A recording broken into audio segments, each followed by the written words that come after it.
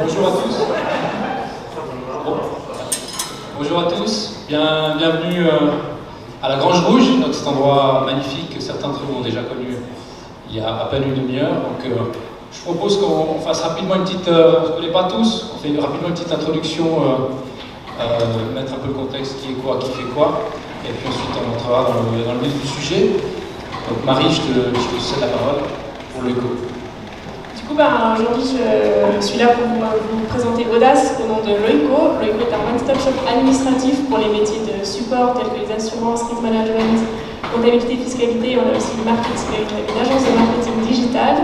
Loico est basé sur 4 sites, dont notamment on a un bureau à Sion. On compte plus de 110 collaborateurs et on a vraiment été créé sur une ADN forte, axée sur des fortes valeurs telles que le plaisir, la plasticité, l'inspiration et l'intelligence collective. Et puis cette conférence a pu être rendue possible grâce à la participation de Valais Excellence. Alors je sais que, encore une fois, beaucoup d'entre vous savent ce que c'est Valais Excellence. Pour ceux qui ne savent pas, il y a un petit film qu'ils ont préparé. Je propose qu'on le regarde. Valais Excellence. Mais qu'est-ce que c'est? Et si on s'approchait un peu? Voilà un univers qui regorge de vie, d'entreprises et de personnalités passionnées qui contribuent au développement de leur région.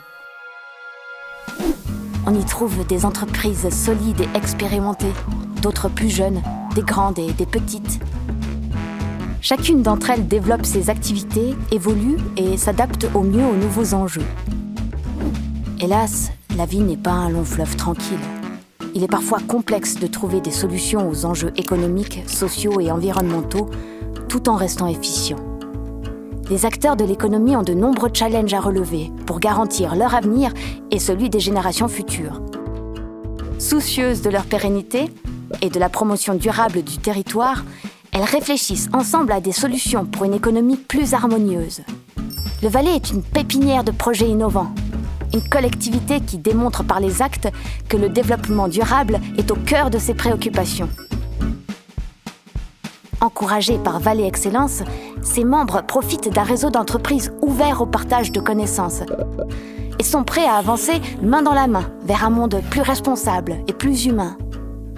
Les organisations certifiées Valais Excellence deviennent le symbole d'un Valais moderne, performant et soucieux du bien-être des générations futures.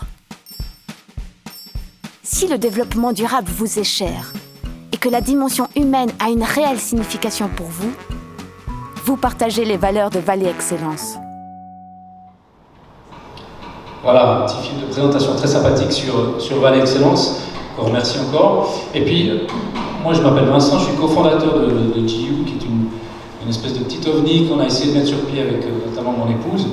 Et c'est la 6e conférence qu'on fait, on en a déjà fait 5, dans des endroits qu'on essaye de trouver de manière un petit peu atypique, on va dire. On a été à la Foire du Valais, on a été sur un bateau, on a été dans une salle de concert. Et puis ce soir, donc, on a le plaisir de faire notre 6e événement ici, où on va parler un petit peu d'audace. Et c'est vrai que nous, on aime bien raconter un petit peu des histoires. On est persuadé qu'on peut innover sur son modèle d'affaires, on peut innover avec des idées qui sont des fois un petit peu atypiques, et puis on peut innover en amenant de l'audace et des émotions. Et là, j'ai un petit exemple.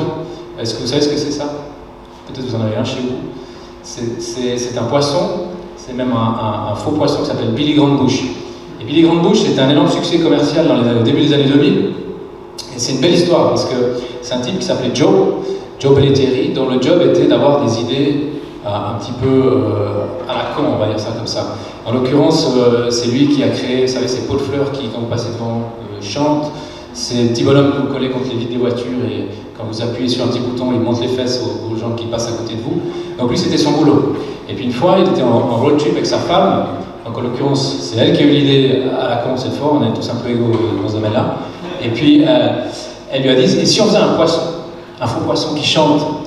Et lui a dit, bingo, super idée. Donc ils ont pris ce faux poisson, ils ont collé sur une plaque en bois, ils le mettent contre un mur, et quand vous passez devant, le poisson bouge la queue, bouge la tête et chante une chanson.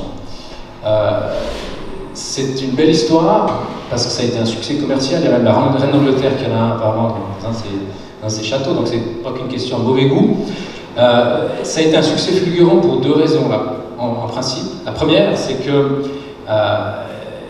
ils ont décidé d'attaquer un marché de niche qui étaient les chasseurs et pêcheurs. Donc, des niches passionnées. Hein. La chasse et la pêche aux États-Unis, c'est un petit peu comme en Valais, ça rigole pas, c'est sérieux. Et puis, quand on est passionné par ça, on investit. Et donc, ils ont commencé à vendre ça dans les magasins spécialisés chasse et pêche, alors que d'habitude, ça se vend dans les supermarchés ou dans les boutiques d'aéroport de surprise. Et puis, ça a été un carton complet. Ils le vendaient 5 à 6 fois plus cher que dans un magasin normal. Donc, première raison du succès. La deuxième raison, c'est qu'en fait, ils ont mis un mécanisme qui faisait bouger la tête. Au début, le poisson bougeait que la queue. Et puis, ils ont vu qu'en fait, ça faisait passer une émotion. C'est-à-dire qu'il y a une partie de vous qui regarde ce poisson qui bouge quand vous passez, puis la partie de vous se dit, mais c'est quoi cette eau? Une autre petite partie de vous se dit, tiens, c'est intéressant, ce poisson m'a regardé. Il y a une espèce de connexion qui se fait, et vous vous dites, ça pourrait être un super cadeau pour l'oncle Jérémy ou je sais pas qui. Résultat, c'est un petit exemple tout bête qui est plus forcément d'actualité en termes de développement durable, évidemment, mais ça montre qu'avec une idée qui est peut-être un petit peu à la con des fois, avec un petit peu d'audace, à la fois dans la réalisation, dans le business model, puis avec des émotions, on peut faire des choses qui, des fois, sont assez intéressantes. Alors, ce soir, on va pas parler, il n'y aura pas de Billy Grandbush, il y aura trois intervenants qui vont nous partager leurs aventures, leurs histoires, et je cède la parole à Marie. Du coup, on a la chance d'accueillir Georges Sade, cofondateur de Spectrum, qui peut sans autre venir sur scène. 1, 2. Et je vous préviens, je parle québécois un peu, donc si jamais vous ne comprenez pas ce que je dis, faites juste lever la main, puis je vais m'ajuster pour la présentation. Donc voilà, vous voulez que je me présente ou ça va? En 2 mots. Je suis super sympathique, vraiment cool, j'ai hâte à l'apéro, et puis je suis fondateur de Spectrum, Apollo 13, je vais tout vous parler de ça tantôt. Tantôt, c'est une expression québécoise, ceux qui l'ont parlé. Merci. Ensuite, Émilie Dellecker. Et Georges, tu peux sans autre rester sur scène. Émilie Dellecker, qui est cofondatrice de Food Hack. Bonsoir tout le monde, merci d'être là ce soir. Donc, du coup, Émilie Dellecker, cofondatrice de Food Hack, je vais vous expliquer tout ça après. Je suis aussi sympathique, j'aime bien l'accent québécois et voilà, à tout à l'heure. Et Alexandre Moulin, directeur de l'école Artveda. Oui, bonjour. Bon, moi, je suis un bon petit valaisan, comme on dit. Hein. Je vous ai préparé un petit slide pour présenter, parce que je suis le fruit de parents audacieux. Déjà, ma mère, elle était très audacieuse puisqu'elle a accepté de prendre comme époux mon père après 3 mois qu'ils étaient en couple et ils sont achetés directement après ces 3 mois un bâtiment pourri à Sion pour en faire une école. La première année, ils se sont retrouvés avec 6 étudiants pour 8 professeurs. Donc, il y avait un brin de folie, même plus que de l'audace de leur part. Et on a évolué pendant maintenant 40 ans. Et puis, on a un projet qui est un petit peu fou, très audacieux pour 2023. Et je me réjouis de vous le partager ce soir avec vous. Parfait, merci beaucoup. Et si du coup, durant la conférence et la présentation des 3 intervenants, vous avez des questions, vous pouvez sans autre aller sur vos smartphones et ouvrir votre navigateur, aller sur live.voxvote.com. Vous devez rentrer le numéro 51210 et là, vous pouvez poser une question à tout moment et ces questions, on les reprendra du coup pendant la table ronde. Donc, je ne sais pas si tu veux laisser encore quelques minutes, quelques secondes, si les gens veulent... Si vous voulez prendre en photo cet écran, si voilà. Vous ne vous souvenez pas de l'adresse, il n'y a pas de souci. On continue tout de suite avec...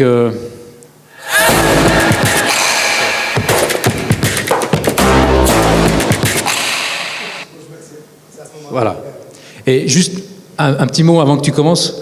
Georges est papa d'une petite fille depuis la semaine passée, donc on le remercie vraiment d'avoir fait l'effort de quitter le monde des couches pour venir ici. C'était pas un effort pour ceux qui sont parents, ils savent que c'était pas un gros effort. Merci encore. Est-ce que vous m'entendez bien? C'est bon? En fait, je parle beaucoup. Donc, je sais que Vincent m'a dit qu'au bout de 15-20 minutes, il va falloir qu'il coupe le micro. Honnêtement, j'ai vraiment hâte de vous parler d'un paquet de choses. Pour commencer, la raison pour laquelle je suis en Valais, c'est pour le bonheur ou le malheur. J'ai marié une Valaisanne, ce qui fait que finalement, je me suis ramassé ici. Donc, ça, c'est la première partie des questions qui viennent souvent de qu'est-ce que je fous ici. Deuxième chose, prenons la thématique de l'audace. À main levée, il y a combien de couillons ou de couillonnes dans la salle? Il y en a... Ah, quand même, je pensais que personne n'a levé la main. Bon, OK. Ça marche plus que je... Oups. Désolé. Donc, en fait, je pense que fondamentalement, il n'y a personne qui est vraiment couillon. Puis quand on parle d'audace, je me dis que tout le monde est fier de faire quelque chose qui est fidèle à ses valeurs. Tout le monde aimerait faire quelque chose qui va un peu à l'encontre de peut-être ce qu'on pense que ce qui est facile, mais qui est plus courageux, de dire que finalement on a tenu l'audace. Je pense par contre c'est beaucoup plus facile d'avoir de l'audace en prenant les bonnes conditions, en mettant la table pour avoir le bon contexte, les bons critères pour pouvoir être audacieux en quelque sorte. Puis c'est surtout de ça que je vais vous parler. Je vais essayer de vous raconter une histoire, puis de finir avec quelques éléments que je considère comme étant les ingrédients de base en entrepreneuriat pour pouvoir exprimer un maximum d'audace en quelque sorte. Je vais essayer de faire ça en 20 minutes, en espérant pour peut-être quelques questions que vous pourriez avoir qu'on pourra vraiment élaborer par la suite. Donc, quand j'ai fini l'école, j'ai parti une première boîte et je pensais que être entrepreneur, en fait, c'était créer une boîte avec le max d'employés, les meilleurs clients au monde. Et puis, dans un apéro, quand les gens te demandent t'as combien d'employés, c'était proportionnel à ton ego, le nombre d'employés que tu avais ou le chiffre d'affaires ou les clients que tu droppais. Puis que ça faisait de toi quelqu'un qui a réussi ou quelqu'un qui était successful en quelque sorte. Et puis, donc, on a fait ça avec des potes. On a parti un truc. On est monté centaines d'employés en dedans de peut-être 1 an et demi, 2 ans. Mais c'était dégueulasse. C'était vraiment de la merde. C'était, de l'extérieur, on avait vraiment bâti un truc qui était incroyable. De l'intérieur, je détestais ma vie à tous les jours que je me réveillais. Puis je me disais, mais qu'est-ce que je fous? Pourquoi je fais ça? Je ne faisais plus quotidiennement les choses que j'avais vraiment envie de faire, qui m'avaient amené à la base de lancer cette boîte-là, qui est en digital en passant, je ne l'ai pas dit. Donc, bref, une prochaine recette de succès, c'est de vendre une boîte, parce que quand tu vois une boîte, tu es vraiment cool, tu as une couverture dans le journal, ils disent que tu as vendu, que tu es vraiment cool. Donc, on a vendu la boîte, donc on a vraiment tout fait, on va dire, faux, selon ma définition d'aujourd'hui. Donc, on a monté la boîte, centaines d'employés, des méga gros clients, vendu la boîte. Et le jour où j'avais fini mon contrat avec cette nouvelle acquisition, j'ai débarrassé, puis je suis parti. Et puis, je ne voulais plus rien savoir, en fait. Donc, je me suis dit, je vais faire autre chose. Donc, j'avais la paix pendant un bon moment. Puis à ce moment-là, j'ai parti une deuxième boîte. Puis là, je voulais rien savoir des gens. Parce que je trouvais que c'était trop de la merde de gérer des RH, de courir après ça et tout.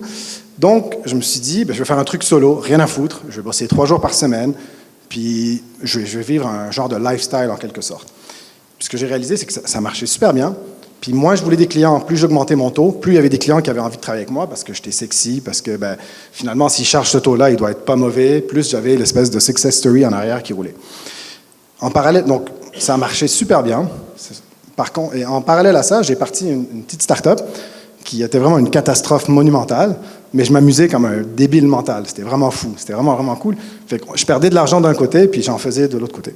Et puis, à un moment donné, la réalisation, c'était de se dire, au bout d'1 an et demi, de dire, c'est pas normal, en fait, ce qui m'amuse, ce qui est vraiment cool, là où je sens de la fierté, je sens une forme d'audace dans ce que je fais, ne colle pas à la partie qui fait du cash, qui, elle, je trouvais que c'était de la merde, ce que je faisais, les clients, je trouvais qu'ils étaient tous pas bons, mais tout le monde était prêt à payer, puis je le faisais. Donc, en fait, j'ai tout fermé ça, puis je me suis dit, je vais essayer de trouver une façon de combiner ces deux-là. Puis, dans les modèles entrepreneuriaux que je lisais dans les livres à l'époque, que je regardais, etc., j'arrivais pas à trouver cette espèce de combinaison, en fait, entre les deux, ou de dire, en fait, tu peux faire quelque chose sans que ton day-to-day soit de la merde, tout en étant fier, puis en faisant quelque chose de qualité, tout en respectant une forme de lifestyle, une forme de balance, où en fait, quand tu croises un ex-employé dans la rue, tu ne changes pas de trottoir parce que tu n'es pas gêné de le revoir, parce que tu as toujours été juste envers la relation que tu as établie avec. Donc, on a parti il y a 14 ans, Spectrum, sur une idée un peu débile, ou certains diront audacieuse, que j'aime pas le terme, parce qu'honnêtement, c'est plus par paresse que par audace qu'on a fait ça, où on s'est dit, donc un de mes ex-employés, qui est mon associé encore aujourd'hui, on a dit, on va lancer une boîte, et on va arrêter à 20 employés. C'est pas compliqué, on arrête à 20.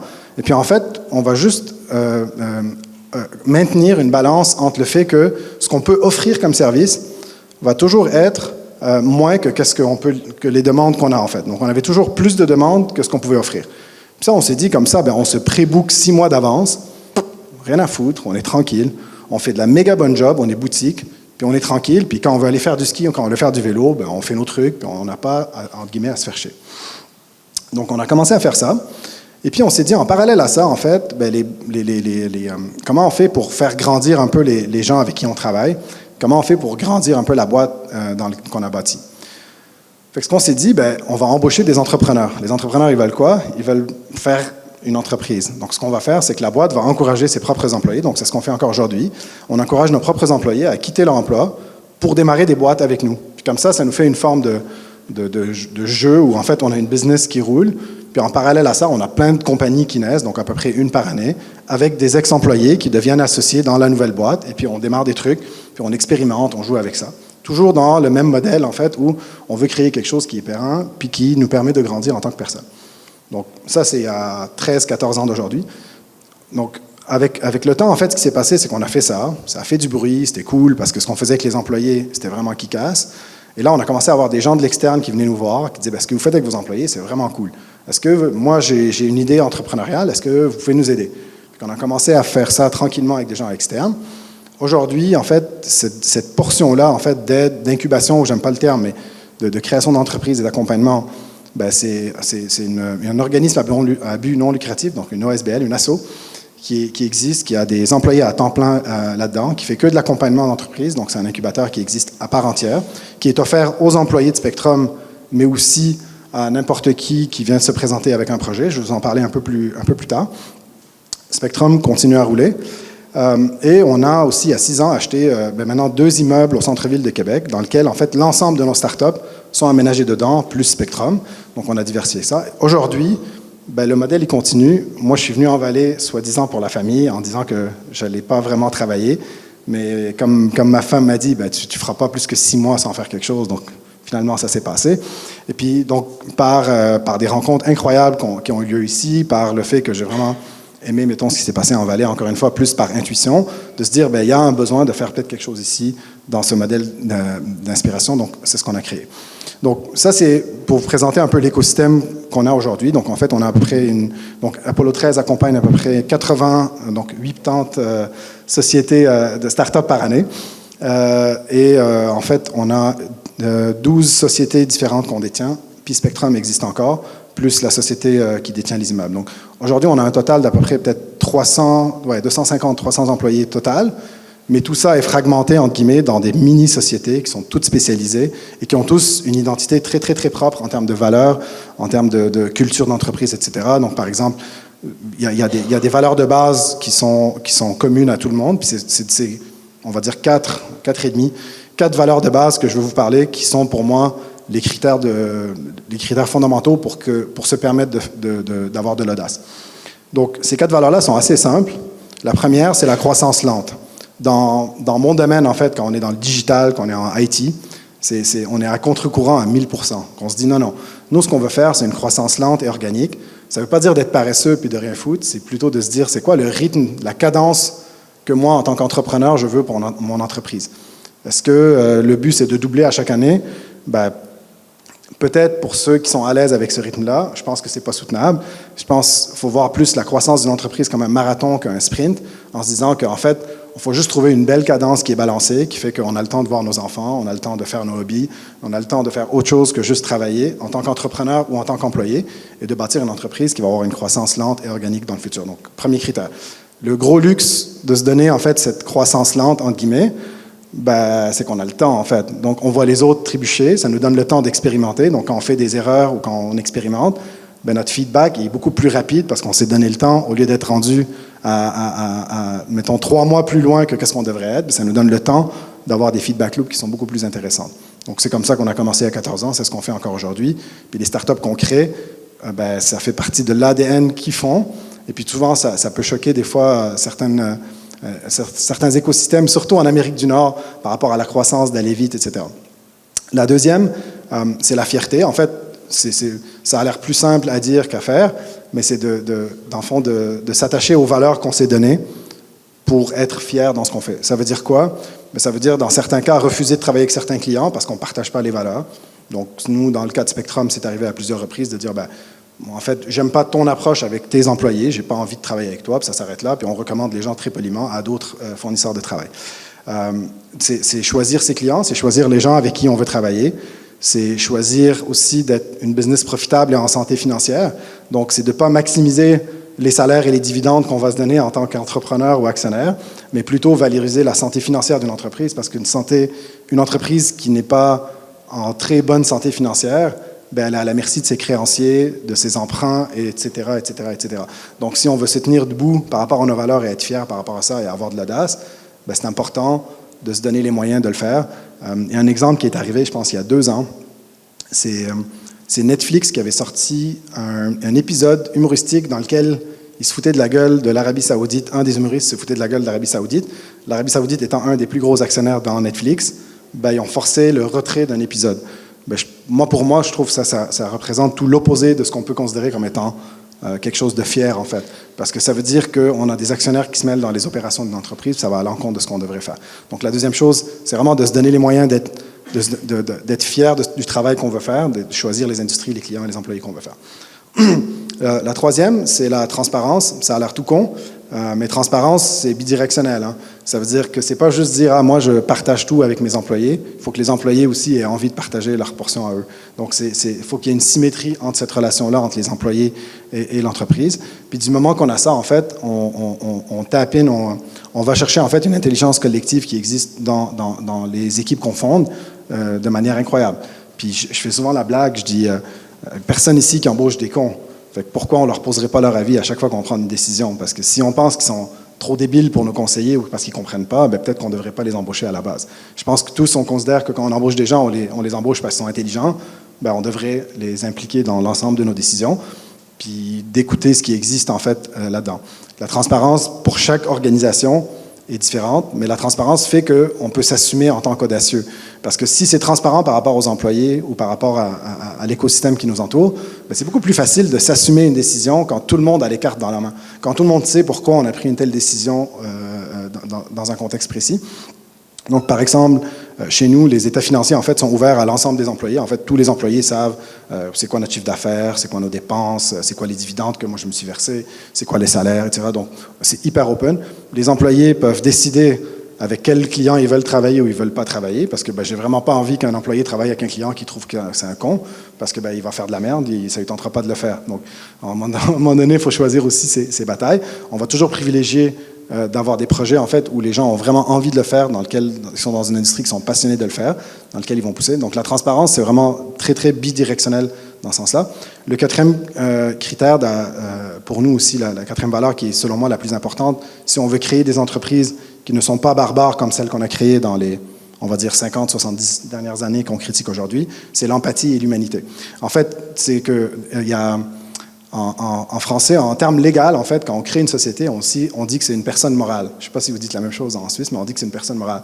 Fait que moi, je dis tout le temps, elle est où la morale dans les sociétés qu'on a créées dans les 50 dernières années? Parce qu'il n'y en a pas. Fait qu'en fait, l'idée, c'est aujourd'hui, quand on crée cette personne morale, quand on crée une société, qu'elle soit empathique, en fait, qu'elle ait une certaine âme en quelque chose. Ça veut dire quoi?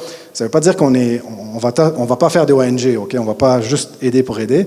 Mais ce que je veux dire, sinon, il y a des ONG qui font très, très bien ça. Mais l'idée, c'est que quand on a une décision à prendre dans une organisation, si cette décision-là, elle a un impact sur un ou plusieurs individus qui entourent l'organisation. Puis quand je dis qui entourent l'organisation, ça ne veut pas dire juste les employés. Ça veut dire aussi les clients,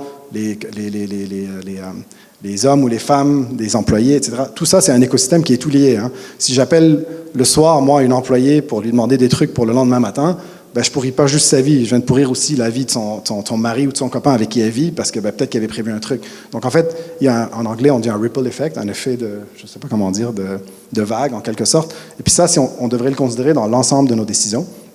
Donc, dans le fond, l'empathie, c'est que si, en tant qu'organisation, on a une décision à prendre qui impacte un ou plusieurs personnes, on devrait toujours privilégier le penchant humain en autant que ça ne compromette pas la survie de l'entreprise. Ça veut dire que si c'est parce que ça va nous faire perdre un peu de profit à la fin de l'année, fuck it, on s'en fout, c'est pas grave. On est une organisation, on va le faire. Ce qu'on va faire maintenant, si on loupe, on va le faire dans 6 mois, on va le faire dans 3 mois, c'est pas grave. Mais pour pouvoir faire ça, évidemment, il faut avoir une certaine forme de santé financière. Mais c'est l'espèce d'aspiration sur laquelle on devrait tendre. En considérant l'humain, on va créer des entreprises qui sont beaucoup plus organiques. On va créer une forme de loyauté qui n'est pas mercantile. Ça veut dire qu'on ne met pas en place des stratégies RH pour essayer de convaincre les gens qui sont dans une cage dorée, mais beaucoup plus dans une dynamique qui est très, très relationnelle entre l'organisation et les humains. On dit tout le temps chez nous, ce qu'on veut, c'est pas nécessairement... On a beaucoup de développeurs, par exemple, qui travaillent chez nous, des programmeurs.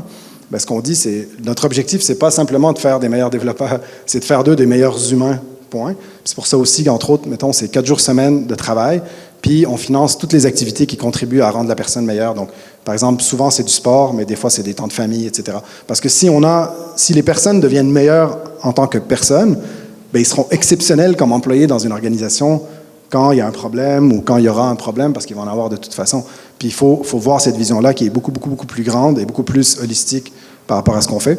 Et puis je pense qu'au final, si on prend ces critères-là et qu'on les pose comme fondement dans ce qu'on essaie de faire, ben l'audace, il devient hyper facile. En fait, d'être courageux devient hyper facile. Parce qu'on a tout ce contexte, tous ces paramètres pour pouvoir, dans le fond, prendre des décisions qui sont d'apparence plus difficiles, souvent, soit par un ego, soit par un manque d'information, soit par un manque de contexte.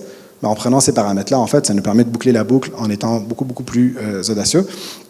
Puis je pense aussi que dans une question temporelle, mettons des 50 prochaines années, on va dire, juste pour être pessimiste, je pense que la définition de ce qu'est le succès aussi, elle va être révisée totalement. Autant que dans les 50 dernières années, un entrepreneur réussi, c'est quelqu'un qui a fait une croissance hyper rapide, qui a fait du cash, qui a vendu.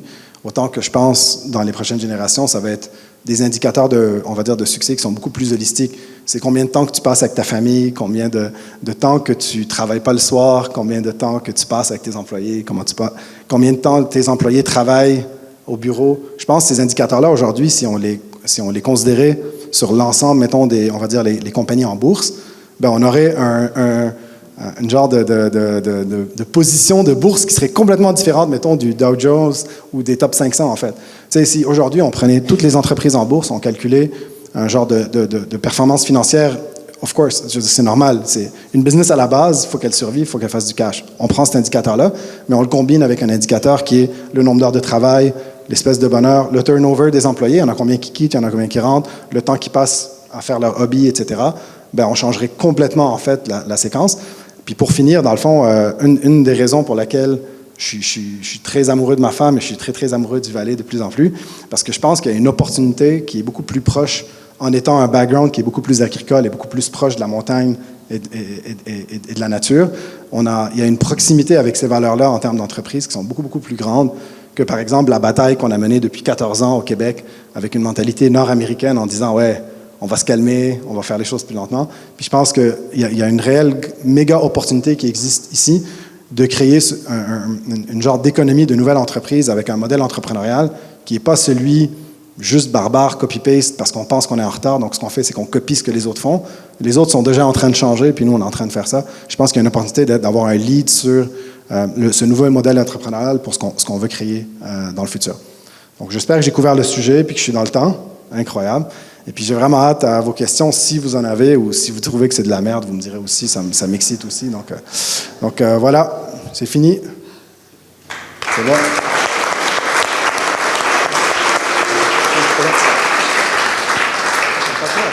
Parfait, merci Georges, tu as respecté le temps, c'est bien. C'était pas de la merde, hein, si jamais, ce que tu as fait. Ensuite.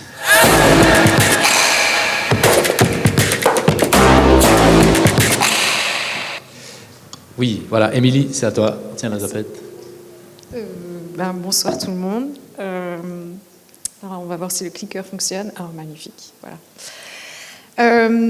Merci Georges pour l'intro parce que je me suis rappelé à quel point on partageait tout plein de valeurs, toi et moi. Je pense qu'il y a beaucoup de gens dans la salle qui partagent ces mêmes valeurs aussi. Donc je suis Émilie Dellecker, cofondatrice de Foodhack.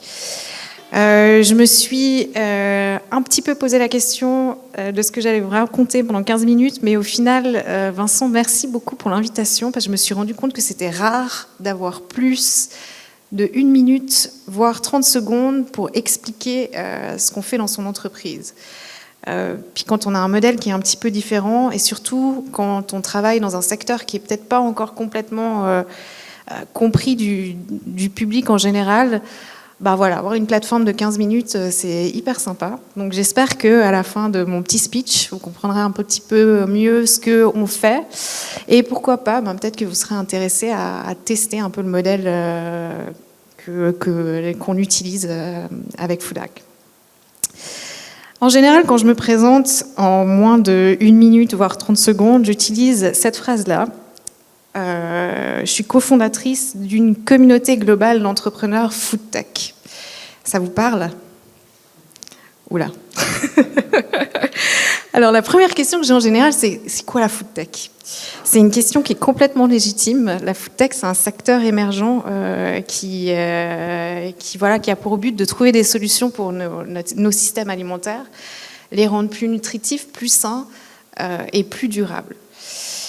On a effectivement plein de problèmes autour de notre système alimentaire actuellement. Le premier, il est lié à nos émissions CO2. On a 30% d'émissions CO2 qui sont liées à notre production alimentaire. On a 37% des terres émergées qui sont allouées à l'agriculture. 32% de la nourriture produite mondialement est gâchée, dont une grande partie qui se fait chez nous, à la maison. 70% de la biodiversité qui est perdue. Et puis, si on regarde notre population mondiale, on a à la fois des gens qui souffrent de malnutrition, qui sont dits affamés, et toute une partie qui est considérée comme obèse. C'est pas très joli. Puis il faut mettre ça en perspective avec deux gros accélérateurs. Le premier, c'est les changements climatiques et l'accroissement constant de la population mondiale. C'est là que la food tech, elle rentre en jeu.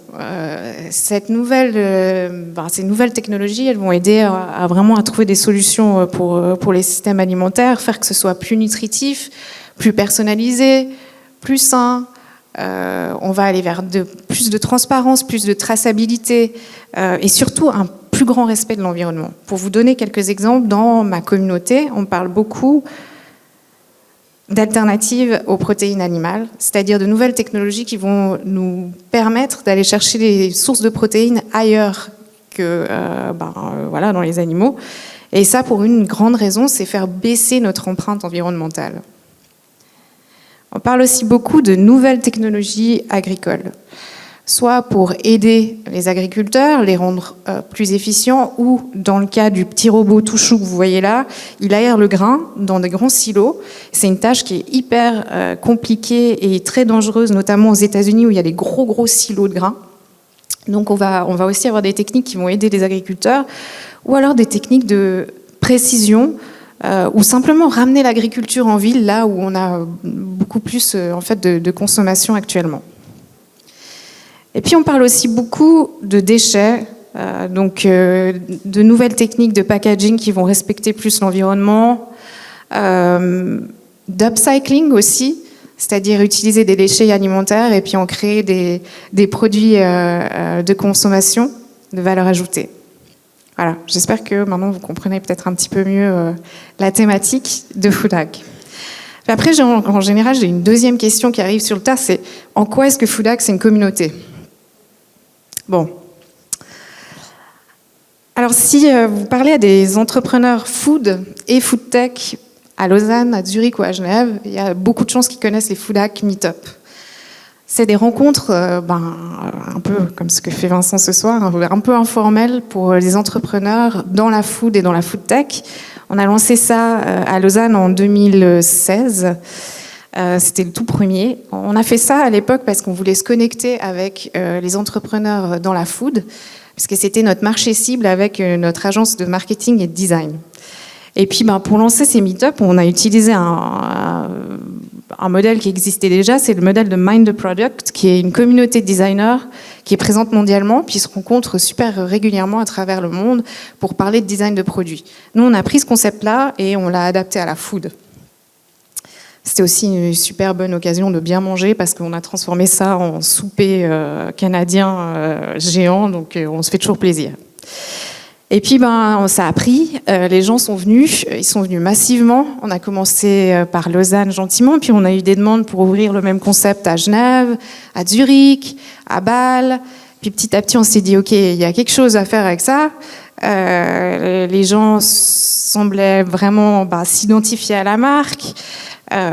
Et du coup, en 2019, on a décidé de professionnaliser tout ça et de lancer un système de licence. Donc là, on est parti sur un modèle que vous connaissez peut-être, vu qu'on est à Martigny, c'est les licences TEDx. On a pris ce modèle-là, on l'a rendu gratuit.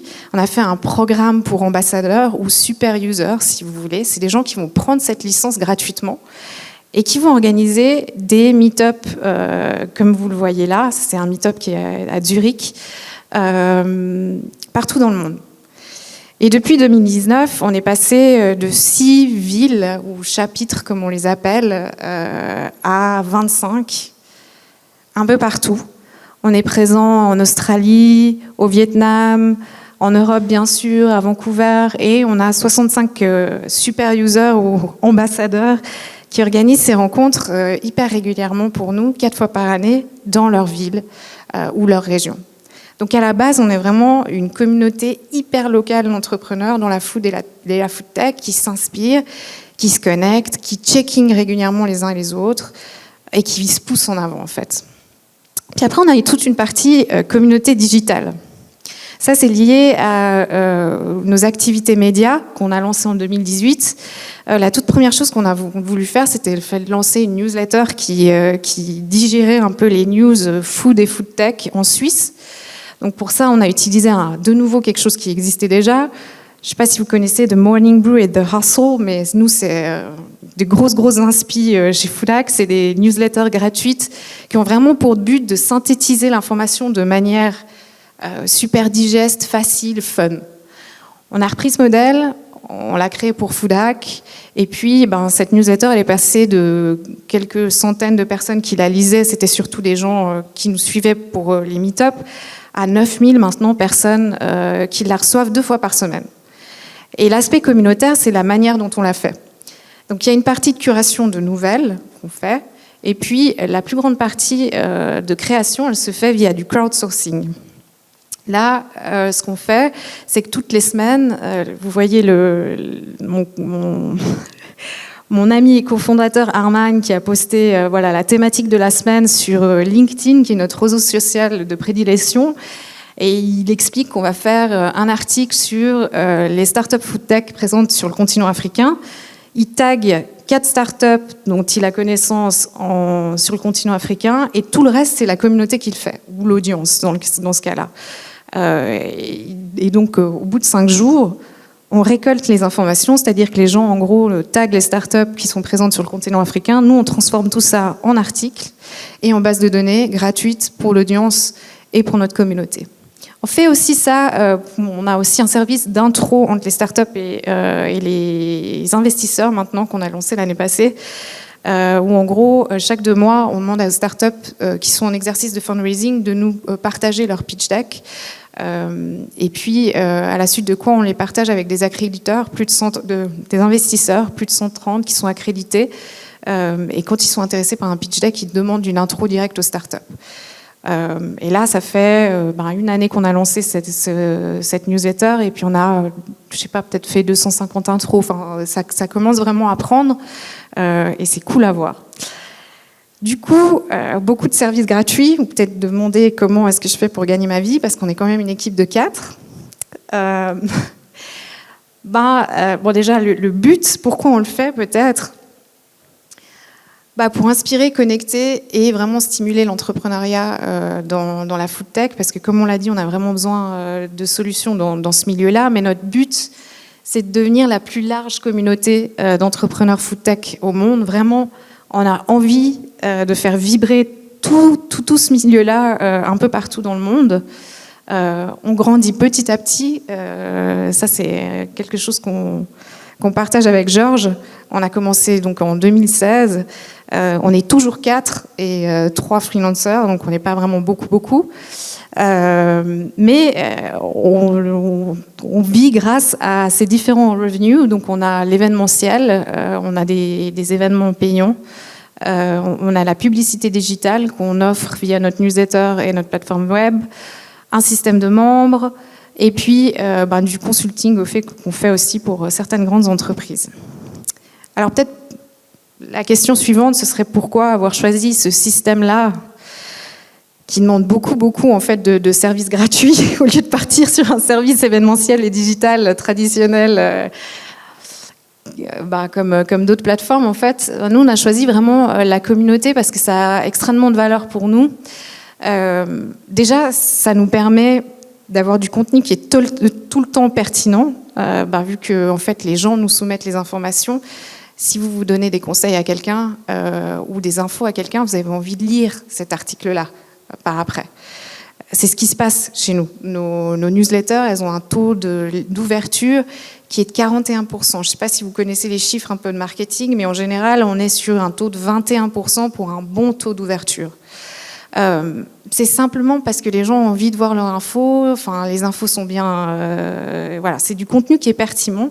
Et ça nous donne aussi un pas d'avance pour offrir de la publicité digitale qui est à haute valeur ajoutée aussi pour nos prestataires de services.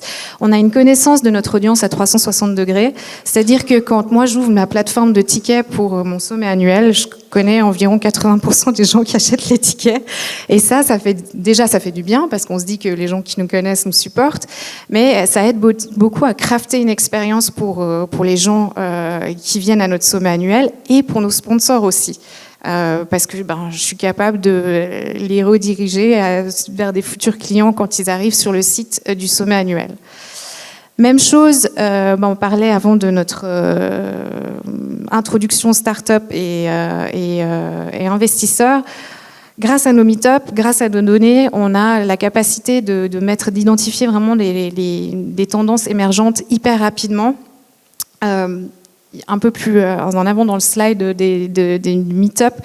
Je ne sais pas si vous avez vu, il y avait des petits produits où c'était écrit Planted dessus. Ça, c'est une start-up de Zurich qui a offert pour la première fois ses produits au meet-up à Zurich et qui a récemment, juste le mois passé, levé 21 millions en série B.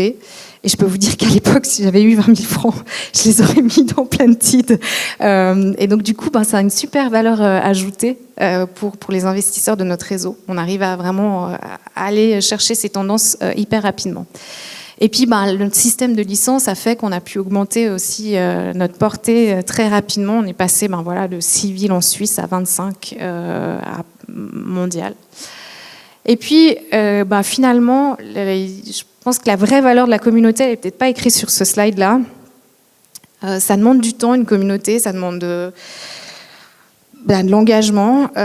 C'est pas un community manager à 20% qui va vous créer une vraie communauté, c'est vrai. Le retour sur investissement, il est lent. Ça a mis bien 5 ans à se mettre en place. Mais la vraie valeur, c'est... j'ai le mot en anglais là qui vient, le purpose, la mission, le goal de votre entreprise. Moi, je me lève le matin, vous êtes peut-être tous, je ne sais pas combien d'entre vous ont leur propre entreprise ce soir, mais c'est difficile souvent, on se lève le matin, on n'a pas envie, on ne sait pas pourquoi on le fait, on a passé des heures, on a l'impression qu'il n'y a rien qui va. Moi, le matin, quand j'ouvre ma plateforme digitale de travail et que je vois les feedbacks de ma communauté, de mes ambassadeurs, ça me rebooste. Et ça, je suis sûre que d'avoir une communauté autour de sa marque, autour de son entreprise, d'avoir ce feedback hyper rapide entre ses clients, son audience, sa communauté, ça rebooste et ça permet pas seulement aux cofondateurs ou aux fondateurs d'une entreprise, mais aussi au staff de se projeter et se dire « Ah ouais, c'est hyper cool ce qu'on est en train de faire. » Voilà. Donc, ayez l'audace de tenter la communauté et merci et je me réjouis de vos questions.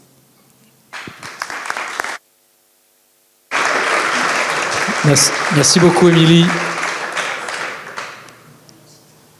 Tu peux appuyer sur la zapette. Comme ça, c'est ton jingle. Voilà.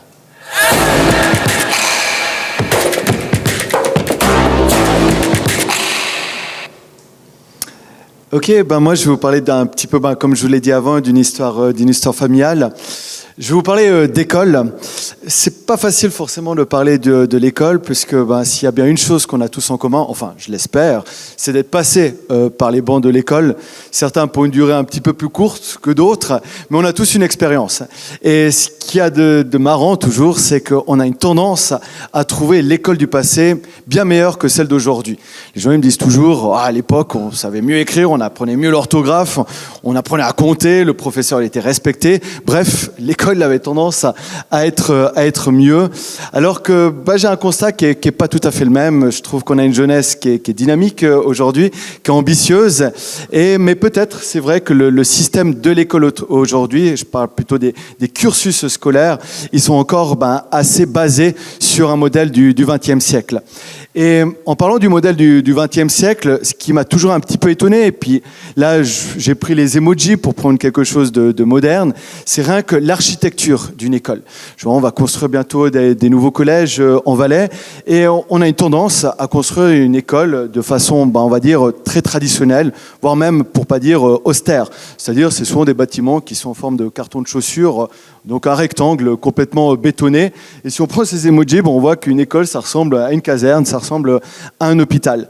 Et là, en changeant un petit peu le business model de notre future école, ce que j'ai aussi voulu faire, c'est contacter nos parents, les parents qui sont le business user, et puis leur demander, vous, comment vous voyez l'école de votre enfant? Souvent, c'est clair, les parents, ils vont chercher l'école qui se trouve dans le quartier ou une école qui propose des cursus particuliers. Mais on était un petit peu plus loin et on est allé demander aussi à des enfants. Et quand je parle d'école, je parle là de l'école, par exemple, primaire. Et on était demandé à des enfants de 5 ans, de 7 ans, comment toi, tu vois ton école idéale. Et puis là, chose qui est en fait pas très, très étonnante, ils m'ont pas dessiné une école qui est fonctionnelle, une école qui est rectangulaire, qui est en béton, mais ils m'ont plutôt dessiné une école qui ressemble à une cabane de Winnie l'ourson ou bien la maison des Hobbits. Ce qui est assez logique.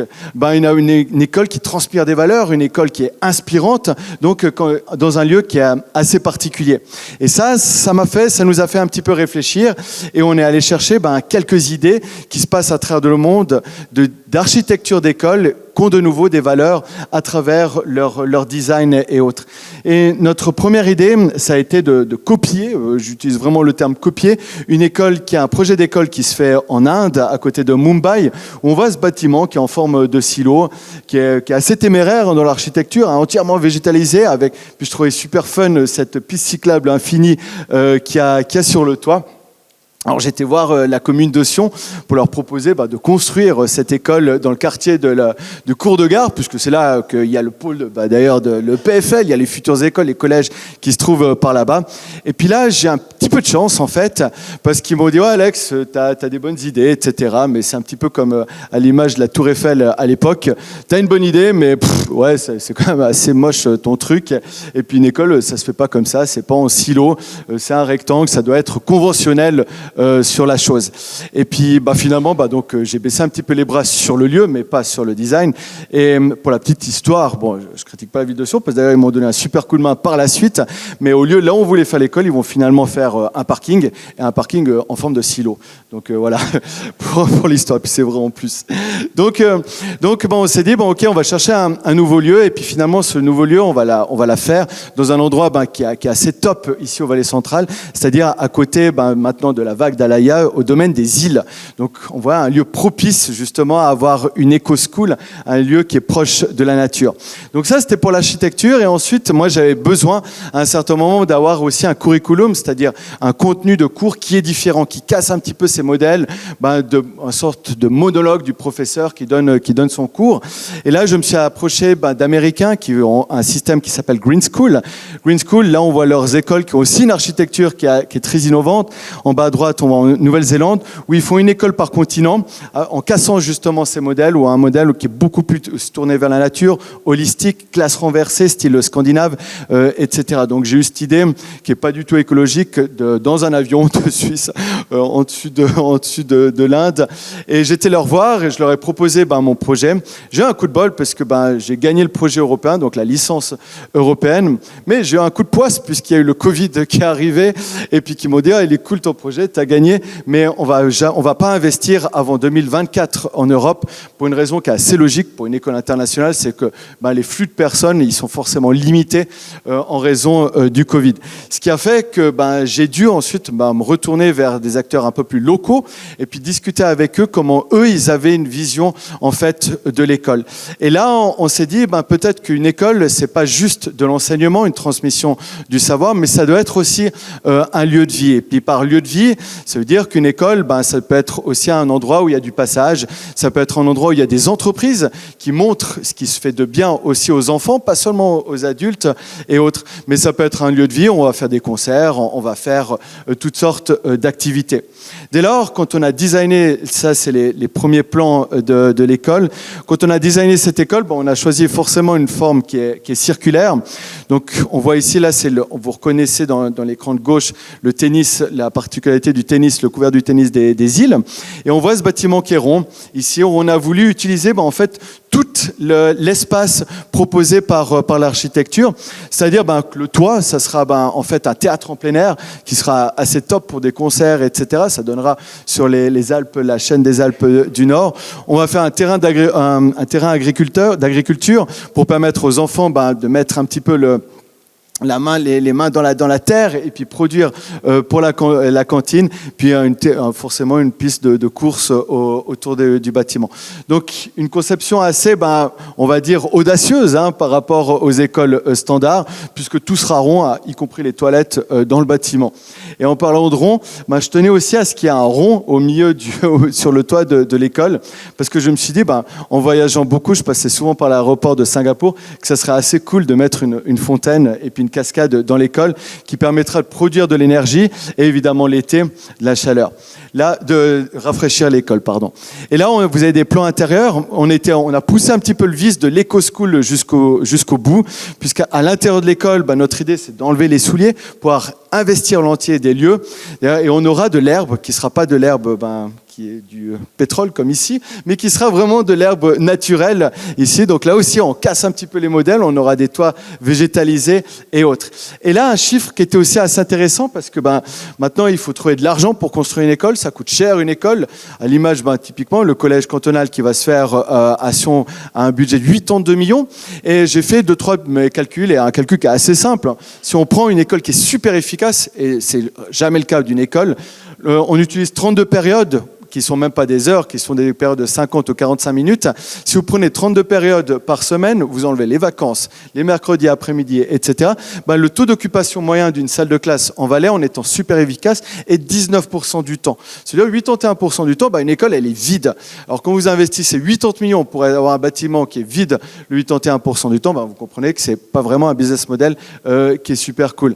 Et c'est pour ça que maintenant, on a approché aussi des entreprises. On aura 9 entreprises valaisannes qui vont venir dans notre bâtiment pour créer un Fat Lab ou un musée, pour dire les choses un petit peu plus simples.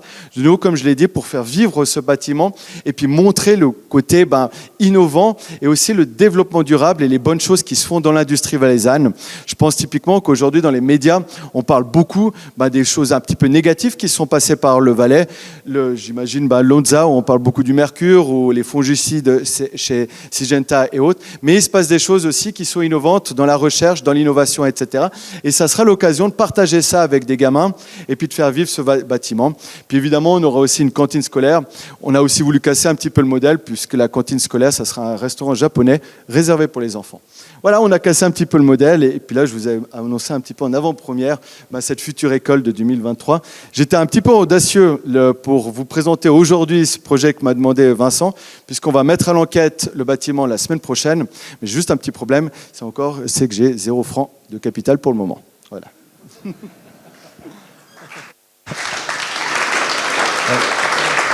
Bravo. Je vous laisse ça. Bon alors, il y aura un petit chapeau à la sortie si jamais vous avez des... Et on répartira tout ça entre les différentes initiatives. Bon, alors je check juste le temps, je vois qu'on a pas mal de temps. N'hésitez vraiment pas toujours à vous connecter si vous voulez poser des questions. On n'a pas encore reçu beaucoup, donc on compte sur vous pour que vous ayez plein d'idées pour nos intervenants. Voilà, donc maintenant on va faire une petite... Elle est où la zapette? Elle est là. On va faire une petite table ronde. Alors bon, souvent les tables rondes c'est un peu chiant. On va essayer de ne pas faire ça chiant. Moi, je commence moi alors. Si tu veux pas remettre juste pour qu'ils aient le temps de voir. Oui, je vous remets le code. Voilà. Moi, ce qui m'a impressionné, c'est qu'on a 3 sujets qui sont complètement distincts les uns des autres. On a 3 industries, 3 personnalités complètement différentes. Mais ce que je trouve marquant, c'est que vous partez tous, vous challengez un peu le statu quo des flux d'informations traditionnels qui sont top-down ou plutôt unidirectionnels, où traditionnellement les entreprises, voilà, on éduque, on est une banque, on vous dit comment on fait de la finance, on est un journal, on vous dit comment se passe le monde. Et puis là, vous allez chercher respectivement l'info auprès des enfants, auprès de la communauté des spécialistes, des venture capitalistes, auprès de tes employés, Georges. Et je trouve que ça, c'est vraiment un truc qui est assez intéressant, parce que finalement, c'est égal l'industrie dans laquelle on se trouve, mais c'est vraiment important d'aller au contact de ceux qu'on côtoie, quoi.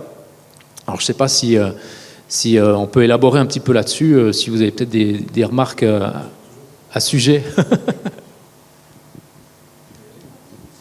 Je pense, en fait, c'est une question de logique, en quelque sorte. Dans le sens que, mettons dans Spectrum, on va dire, par rapport aux sociétés qu'on a, c'est toutes des compagnies de produits, sauf Spectrum, qui est une compagnie de services. Mais dans une compagnie de services, ben, ce qu'on vend, entre guillemets, notre produit, ben, c'est ce que l'équipe a entre les deux oreilles, en fait. Donc, je veux dire, c'est con à dire, mais c'est ça. Il y a une analogie de produits qu'on fait souvent dans les industries de services. On a 2000 heures par année à facturer, c'est ça notre inventaire. Si je en veux 4000, ben ça me prend 2 personnes qui vont facturer 2000 heures chacun. C'est pas compliqué, en fait, si on regarde ça de manière purement mathématique. Donc, je pense que c'est juste normal on va dire, d'inverser la pyramide. En fait, moi, je trouve que c'est juste pas logique qu'elle soit dans l'autre sens. Mais c'est normal que ça soit ça parce que c'est la matière première. J'aime pas ce terme-là parce que ça parle de ressources, mais c'est normal que l'information, elle vienne de là, en fait, que la décision, elle soit là. À moins que notre priorité en tant qu'entrepreneur ou en tant que directeur, dans certains cas, elle soit financière, ben là, rendu là, on n'en a rien à foutre. Ou que notre priorité, ce ne soit pas nécessairement le taux de roulement ou le bonheur des gens ou l'excellence des gens qu'on a autour de nous. Alors là, on n'en a rien à foutre. Mais si notre priorité, c'est de se dire, écoute, moi, je suis un entrepreneur, je n'ai pas envie de faire du 60-80 heures par semaine. Si moi, je suis un entrepreneur, puis ce que je veux, c'est que les gens soient vraiment le top du top, qu'ils soient exceptionnels dans ce que je veux faire, ben, comment tu fais pour y arriver? Je veux dire, mettons qu'on se pose la question comme un vrai problème en se disant, comment tu fais pour te dire que tu as la meilleure équipe qui casse, qui est heureuse, qui sont performants, et puis que toi, ben, tu passes tes week-ends avec ta famille au lieu de dépasser au bureau le samedi à répondre à des emails ou le soir à répondre à des crises d'appel. Je veux dire, moi, personnellement, dans mon expérience personnelle, j'ai trouvé c'est faire 100% confiance, avec plein de désavantages qui existent, soit dit en passant, hein, c'est zéro rose.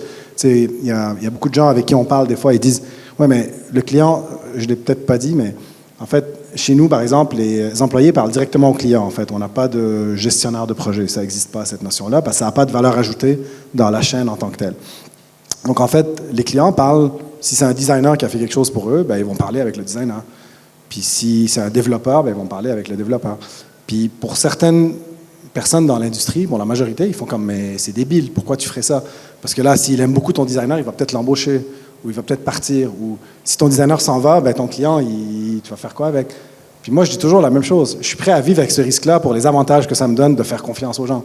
Puis après, moi, c'est l'organisation, si le designer, il est accompli dans ce qu'il fait, il grandit dans son écosystème, il grandit en tant que personne dans l'entreprise, ben, pourquoi j'aurais peur qu'il parte? De toute façon, s'il veut partir, il va partir. Après, c'est pas à moi de lui construire une cage pour essayer de le convaincre de rester. Donc, je pense que c'est juste logique de respecter les gens comme des adultes et des gens intelligents, si c'est ce qu'on pense qu'on fait dans notre organisation. Puis par la suite, ben, d'établir la dynamique par rapport à ça, en fait. Je vais finir là-dessus. Je donne souvent l'analogie entre associés ou même avec les employés par rapport à l'amour ou l'amitié, en fait. On traite nos relations différemment de comment on traite nos relations professionnelles, en fait. Puis ça m'a toujours choqué. Par exemple, 2 entrepreneurs qui se rencontrent, puis ils disent « Ah, moi, on va faire un truc de malade. Écoute, moi, je vais prendre 40%, toi, c'est 60%. Ah non, ça sera 50-50, on va faire comme ça. » Puis tu compares ça à une relation amoureuse. Tu ne rencontres pas quelqu'un et tu fais « Tu sais quoi, on va aménager ensemble, on va signer un contrat, on va voir si ça marche entre nous. » Non, tu fréquentes, tu rencontres la personne, tu développes une relation, puis là, tu fais comme « Ah, c'est vraiment cool. J'ai envie de l'avoir plus. » Tu bâtis, tu grandis avec la personne. Mais professionnellement, on ne fait pas ça. On passe en entrevue, on commence déjà par les trucs hyper chiants. Mais si on divorce, ça sera ça. Tu n'as même pas commencé à sortir avec la personne. Tu es déjà en train de valider comment ça va se passer quand ça ne va pas bien aller. Puis, encore une fois, le côté sombre de ça, c'est que oui, tu peux avoir une mauvaise embauche parce que tu as misé sur le relationnel, que la personne, elle n'avait peut-être pas toutes les compétences, mais elle avait le potentiel, puis que finalement, tu t'es fait avoir. Mais c'est quoi le risque qu'une entreprise vit en ayant une mauvaise embauche versus un employé que tu bernes pour embaucher, qui a quitté son emploi, dont sa famille, elle dépend de ça, et puis qu'après, lui, soit berné par l'entreprise. Tu sais, le danger, il est beaucoup plus facile à assumer en tant qu'organisation qu'en tant qu'employé. Donc, en fait, c'est la même chose par rapport aux relations qu'on a ou par rapport aux associés. Tu sais, on dit, nous, on accompagne des startups et on leur dit, tu sais quoi, tu n'as même pas besoin de créer une société avec ton associé.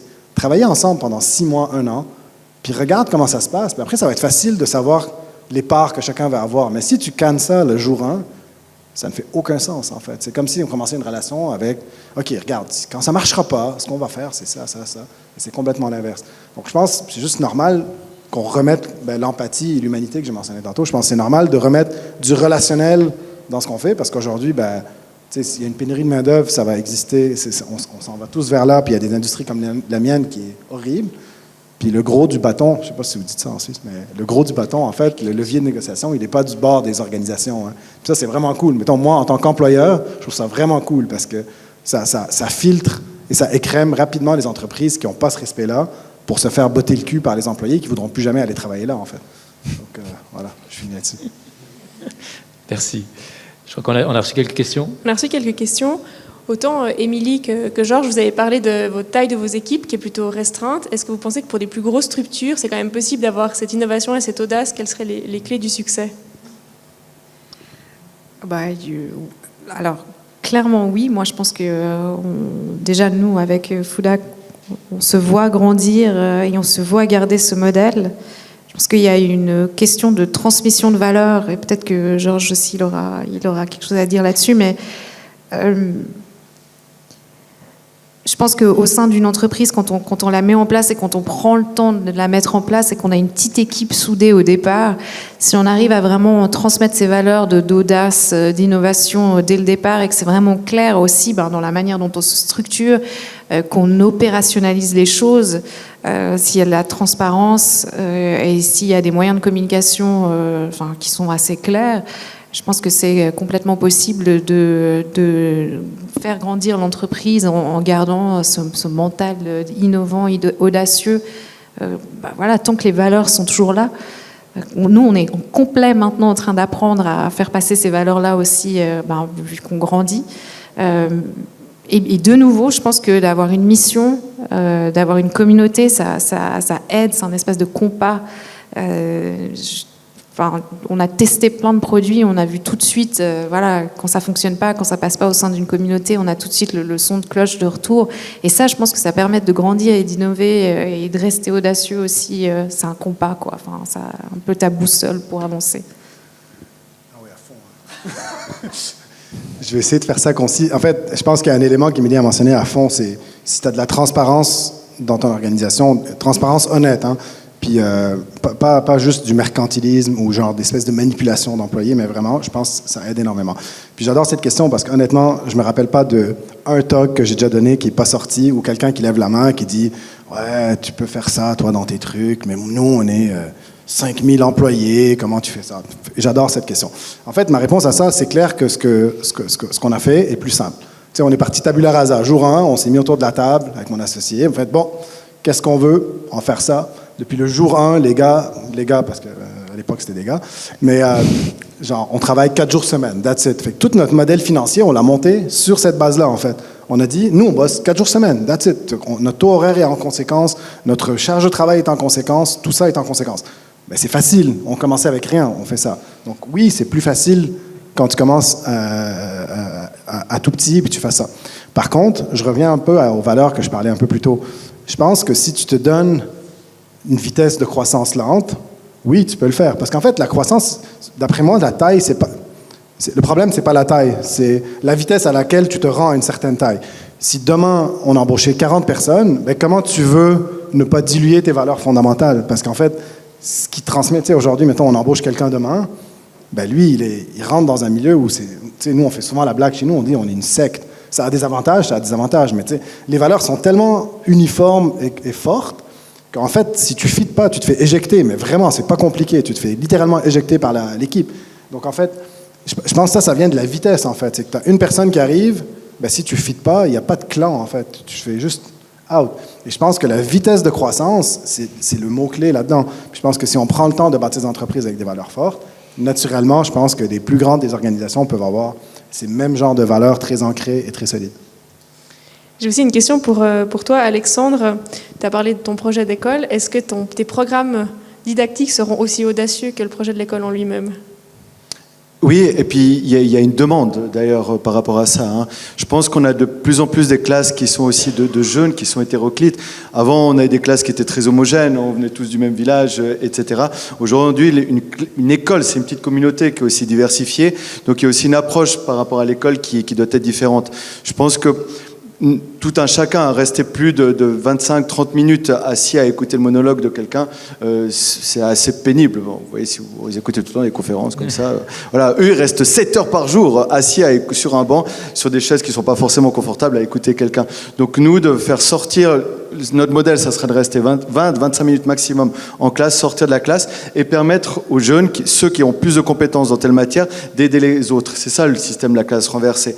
Donc le prof servira un peu plus de tuteur à gérer un petit peu le groupe et puis l'organisation du groupe, mais finalement ça doit être un guide. Aujourd'hui, toutes les infos on les a là, et puis ça les jeunes, vous n'avez pas besoin de leur expliquer, hein.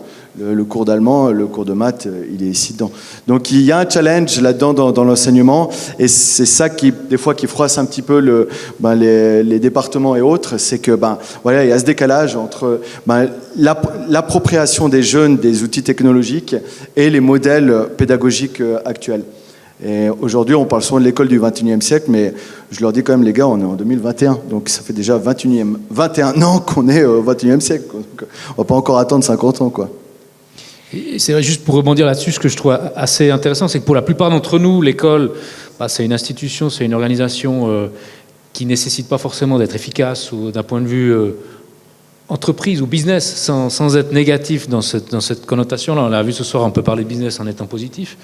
Et fatalement, les écoles privées, dont tu es un des représentants, c'est un business. Et vous êtes obligé d'être un tout petit peu plus efficace, avoir un taux d'occupation supérieur à celui d'une place de parc.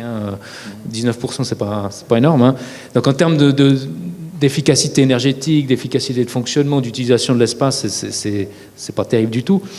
Et je trouve que ça, c'est un challenge qui est intéressant, c'est d'amener cette composante d'efficacité ou de rentabilité, mais positive, dans un système scolaire.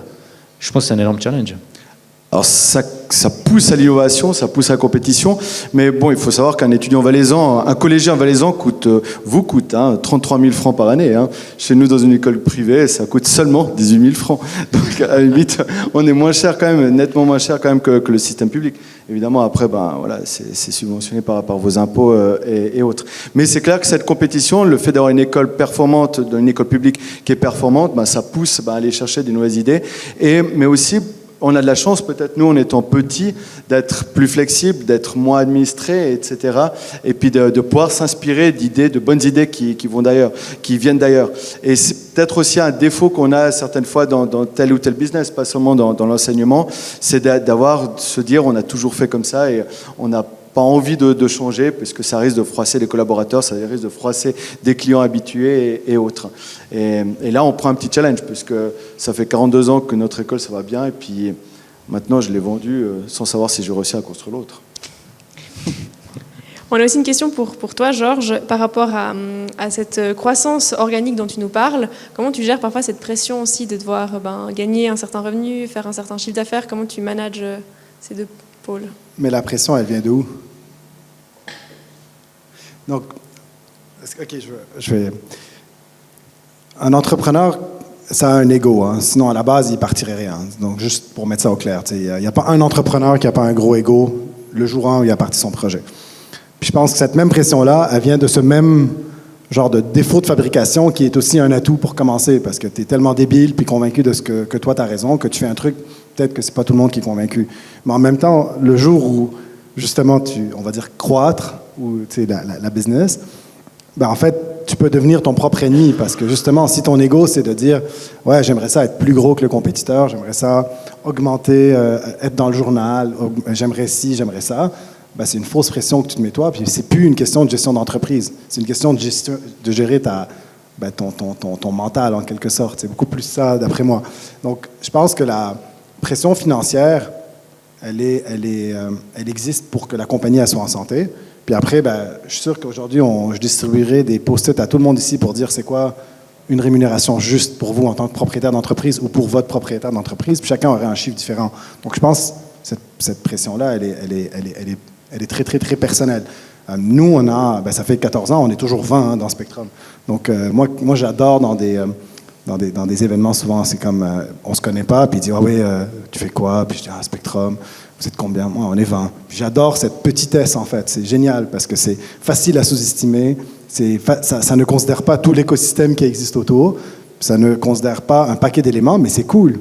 C'est cool de dire, on est juste 20, puis oui, je fais du parapente quand je peux, je fais du vélo quand je peux. Oui, je gère une business. Hey, by the way, il y en a 250 autres aussi dans d'autres sociétés qu'on gère, puis qui fonctionnent bien. Je veux dire, pour moi, mettons, on va dire la richesse au sens large, c'est un peu ça. C'est quoi le temps que tu as disponible pour toi, en fait? Puis si tu as envie de bosser parce que tu adores ce que tu fais, ben, tant mieux, tu le feras. Mais c'est d'avoir un peu cette forme de liberté, puis d'enlever de pression. Mais ça, je pense, puis tu sais, je ne veux pas tomber dans les stéréotypes, mais je pense qu'il y a une vague générationnelle, puis moi je suis entre deux, donc il paraît que ceux qui sont dans les années 80-81, c'est ceux qui peuvent comprendre et les X et les Y, mais je pense qu'il y a une vague générationnelle qui arrive qui est beaucoup plus axée sur le lifestyle, en fait. Moi, je le sais de ma propre expérience, j'ai beaucoup d'employés qui négocient des vacances et pas des salaires, qui disent « Ouais, non, cette année, je veux faire du cyclotourisme, je veux faire le tour de là à là, j'ai besoin de 6 semaines de vacances non-stop. » Puis c'est ça qu'ils négocient. Ils négocient pas d'avoir un meilleur salaire. Alors que je dis ça à mes parents, puis ils comprennent pas. Non, mais ça marche pas. Le travail, c'est la vie. Mais non, il faut que tu bosses, il faut que tu fasses ci, il faut que tu fasses ça. Puis je pense que ce changement générationnel, il va avaler, entre guillemets, des organisations qui sont complètement à côté de la plaque, qui ne comprennent pas ça. On le voit déjà dans des grandes organisations, sans en nommer aucune, qui offrent des salaires complètement débiles par rapport au marché et qui ont quand même de la peine à trouver des employés, parce que ça ne fait juste pas de sens. Puis il y en a beaucoup dans la food. Donc. Mais ce que je veux dire, c'est que c'est une réalité, en fait. Donc il y a ce changement social où on vient d'une génération où le travail, c'était une bénédiction parce qu'il en manquait. Donc quand tu avais du travail, tu étais content d'en avoir. À une pénurie de main-d'œuvre où les gens veulent bosser là où leurs valeurs sont rejointes, là où ils sont capables de concilier un peu leur vie par rapport à ça. Puis ça, c'est une pression énorme. Je pense que cette pression-là, elle est beaucoup plus énorme que la pression personnelle qu'on peut se mettre à titre financier ou à titre d'ego, entre guillemets. Donc, je ne sais pas si ça répond à ta question. C'est comme diffuguer un peu, mais... Ouais, moi, je voulais rebondir sur un truc que tu avais dit tout à l'heure, parce qu'il faut savoir que Georges est notre premier intervenant international. Hein, donc, immigrant, j'avais dit. On a passé un cap, là, on est en train d'attaquer le monde. Mais tu as parlé du Valais avant, puis tu as dit, c'est typiquement, et je pense qu'il y a énormément de Valaisans dans la salle, c'est typiquement un endroit où il y a énormément d'opportunités. Et puis on peut voir que dernièrement, il y a une grande banque qui a publié un rapport sur la compétitivité des cantons. On peut penser J'adore ta question. On peut penser ce qu'on veut de ce rapport. Visiblement, on est avant-dernier. Bon. Il y a quand même la technologie en Valais, il y a des gens qui sont innovants, il y a des gens qui ont plein d'idées. Et je trouve que, voilà, avoir des témoignages aussi de gens qui viennent de l'extérieur, qui viennent s'implanter là, qui viennent créer même, féconder, si je puis dire, dans la région, ça fait complètement mentir ce type de rapport-là. Et c'est pas forcément de la haute technologie, c'est pas forcément de l'innovation technologique. Et ça, je trouve que c'est extrêmement intéressant. J'ai combien de temps pour répondre à ça? C'est la meilleure question de la soirée. Non, mais c'est vraiment une excellente question. Puis je vais expliquer un peu. Ce rapport-là, je sais de quoi on parle, mais c'est quoi les indicateurs? Tu sais, ça revient à ce qu'on disait un peu plus tôt. C'est quoi les indicateurs que nous, on veut? C'est un indicateur, si je ne me trompe pas, c'était une banque qui avait sorti ce rapport-là. On prend des indicateurs. Je ne dis pas que les indicateurs sont bons ou sont faux. Ce que je dis, c'est que nous, en tant que société, c'est quoi nos choix sociétaux de ce qu'on veut comme indicateur de performance dans les organisations qui vont se créer plus tard? Ça, c'est un choix social. Est-ce qu'il est égal dans tous les cantons? Peut-être pas. Il est probablement même pas égal d'un village à l'autre ou d'une ville à l'autre. Donc, en fait, je pense que la vraie question, c'est pas de se dire, genre, on est dernier ou avant-dernier. La question, c'est de se dire, ben nous, en tant que société, on veut quoi, en fait? On veut quoi? Puis, ça, c'est, mettons, mon premier point par rapport à ta question. Mon deuxième point, c'est que c'est sûr que si ce qu'on va comparer, mettons, en Valais, c'est, je sais pas, mettons la levée de fonds des startups pour dire si c'est innovant. Mais on s'en balance, on s'en fout. Je veux dire, le Valais ne va jamais venir compétitionner en levée de fonds ce qui se passe à Zurich, à Genève, à Lausanne, autant que Lausanne ne va jamais compétitionner ce qui se passe à New York, puis, ou Montréal, ou Toronto. C'est normal. Je veux dire, à un moment donné, est-ce qu'on joue un jeu pyramidal de dire qui met plus de cash parce qu'on s'en va vers une concentration? Ce qui, by the way, j'ai appris en arrivant ici et en ayant une femme suisse, c'est que c'est le fondamental d'être décentralisé et d'avoir des décisions locales. Et donc, pourquoi on irait dans une tangente où, en fait, on essaye de compétitionner sur le même terrain de jeu, le même terrain de guerre, où on sait qu'on ne gagnera jamais. Tu sais, le Valais, je veux dire, j'espère que ce n'est pas une surprise personne, mais je ne pense pas que ça va devenir le pôle d'innovation je sais pas moi, en AI dans les 10 prochaines années. Peut-être que je me trompe, mais donc, si j'avais à parier, je ne dirais pas là-dessus. Par contre, il y a de l'innovation à mettre dans des industries qui sont pas mal plus kick-ass, où on a pas mal plus, puis je dis on parce que je vis ici, où on a pas mal plus de talent naturel, on a beaucoup plus d'expérience, on a des trucs qui nous entourent, on a des montagnes que personne ne sait dompter comme ça a été dompté ici. Mais pourquoi on va se faire chier avec des trucs qui ne sont absolument pas dans l'ADN qui existe ici, au lieu de embrace, je ne sais jamais trouver le terme en français, mais de embrasser, je sais pas, ouais, de venir adhérer en fait à notre réalité, on va dire génétique, historique, expertise, puis de faire des trucs qui kick-ass dans ça en fait. Au lieu d'essayer de copier ce qui se passe dans des cantons ou dans des lieux qui n'ont absolument rien à voir avec nous, d'adhérer là-dessus. Puis des exemples là-dessus, il y en a des tonnes. Il y en a qui le font. Puis je suis biaisé parce que je fais partie de la société, mais par exemple, eAlps, donc une compagnie qui revisite les hautes routes, mais en e-bike. Ça, c'est de l'innovation qui adhère, mettons, au terrain de jeu qu'il y a ici. Ça, c'est de l'innovation. C'est de venir développer des produits, développer des mécanismes, développer de l'expertise sur lesquels s'est bâti des générations. Donc, puis je pense, tous ici, naturellement, au premier degré, on va penser au vin, on va penser au fromage, mais il y en a plein d'autres. Il y a de l'expertise qui n'existe pas ailleurs, puis je pense qu'on devrait miser plus là-dessus.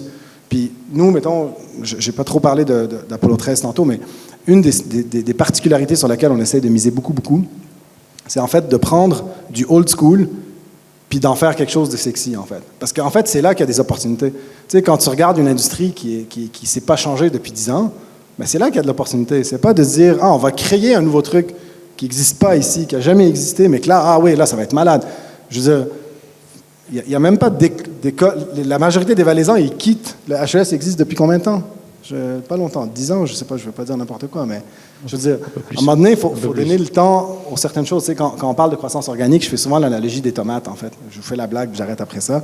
Puis je dis, tu sais, dans le fond, il y a 50 ans, on mangeait des tomates, puis à un moment donné, en fait, on va les faire pousser plus vite. Fait qu'ils sont mis à mettre de l'engrais, ça a poussé plus vite, mais ça goûte la pisse, tu veux dire, ça goûte rien, ça goûte de l'eau.